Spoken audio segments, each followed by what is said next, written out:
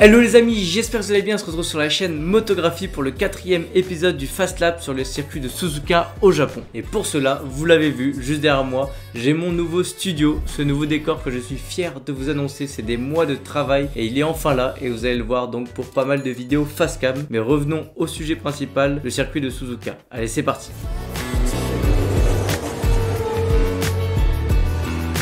Le circuit de Suzuka au Japon est l'un des plus populaires des sports automobiles. Il se situe à 50 km de Nagoya et à 150 km d'Osaka. Ce circuit a été conçu en 1962 par le designer néerlandais John Hungenholtz à la demande personnelle de Soichiro Honda qui voulait cette piste comme piste d'essai pour la marque. Depuis son ouverture, il accueille de nombreux événements tant en moto qu'en auto et depuis 1987, il accueille le Grand Prix du Japon en Formule 1. C'est un circuit très apprécié par les pilotes de Formule 1, souvent juste après le circuit de Spa-Francorchamps en Belgique, et auparavant il était le dernier du calendrier de la Formule 1, ce qui nous offrait de belles batailles pour les championnats du monde. C'est par exemple sur ce circuit que Ayrton Senna a remporté ses 3 couronnes de champion du monde en 1988, 1990 et 1991. Mais c'est également là qu'il y a eu de belles batailles entre les deux protagonistes Alain Prost et Ayrton Senna, notamment le 22 octobre 1989 lorsque les deux se battent au 47e tour et que Ayrton Senna ferme la porte à Alain Prost. Les deux entrent en collision, Alain Prost abandonne, Ayrton Senna continue et remportera la course, mais celui-ci sera disqualifié pour cette manœuvre inappropriée, offrant donc le titre au français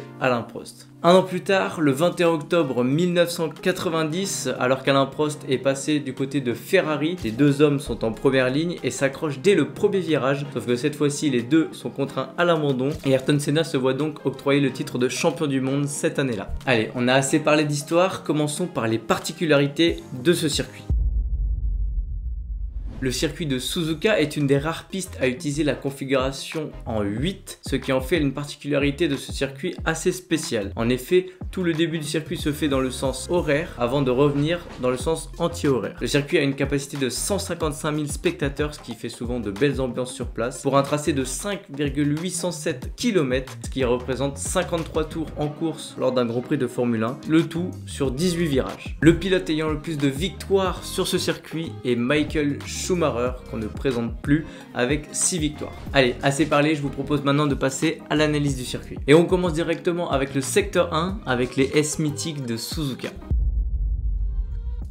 Si ce circuit est légendaire pour tout son tracé, c'est notamment grâce aussi à ce secteur 1 qui est un des plus impressionnants du calendrier. Il commence directement avec une longue ligne droite de 700 mètres, DRS ouvert pour les pilotes, c'est d'ailleurs la seule zone de DRS du circuit. Une ligne droite en descente avec un dénivelé de plus de 30 mètres, soit un immeuble de 11 étages. Les pilotes s'engagent à fond dans le virage numéro 1 avec des vitesses aux alentours des 300 km/h avant de rentrer le plus tard possible sur les freins sur le virage 2. Et ces deux virages forment un long double droite d'entrée. Mais après ces deux virages, le plus dur reste à faire car les pilotes s'engagent dans les S mythiques de Suzuka, des virages 3 à 7 qui se passent très fort à plus de 240 km/h, qui est une contrainte de force G pour les pilotes astronomique. Et évidemment, il n'y a pas le droit à l'erreur car la moindre erreur ici, c'est directement dans le bac à gravier, voire dans le mur. La sortie du virage 7, la courbe Dunlop, est une accélération tout en montée sur la gauche. Elle marque la fin du premier secteur où les pilotes n'auront pas atteint une vitesse en dessous de 170 km/h, ce qui est impressionnant car ce secteur n'a qu'une seule ligne droite pour 7 virages. Maintenant nous passons au secteur 2, place au changement de rythme.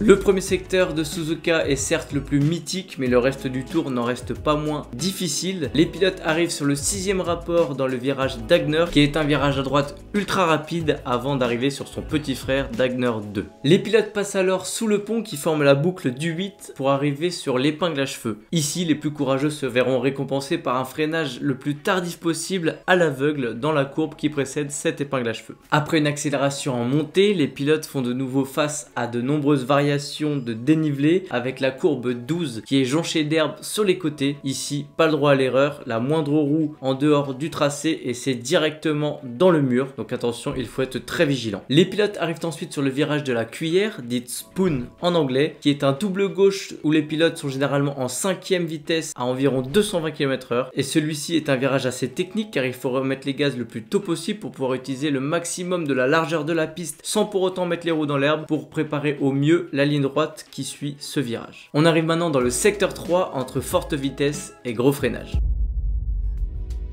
Le dernier secteur du circuit n'est peut-être pas le plus technique, mais il reste pas moins impressionnant. Les pilotes arrivent à plus de 300 km/h dans le virage mythique du 130R, qui est un des plus impressionnants du calendrier de la F1. Ici, les dépassements se font rares, mais restent gravés dans la mémoire, comme celui de Fernando Alonso en 2005 sur Michael Schumacher. La fin du tour est aussi la plus lente de ce tracé de Suzuka. Les pilotes arrivent dans la chicane des virages 16 et 17. Sur ce tracé où il est très difficile de doubler, c'est là où les plus téméraires retardent leur freinage pour pouvoir tenter un dépassement. Nous arrivons sur le dernier virage du circuit, la courbe 18 qui est légèrement en descente. C'est également là que les pilotes ouvrent le DRS le plus tôt possible pour pouvoir bénéficier d'une meilleure vitesse de pointe sur la ligne droite des stands, et c'est reparti pour un tour. En définitif, ce tracé de Suzuka regorge de portions techniques avec des dénivelés et des courbes rapides très appréciées par les pilotes. En tout cas, les passionnés devront mettre le réveil assez tôt car les grands prix sont généralement à 7 h du matin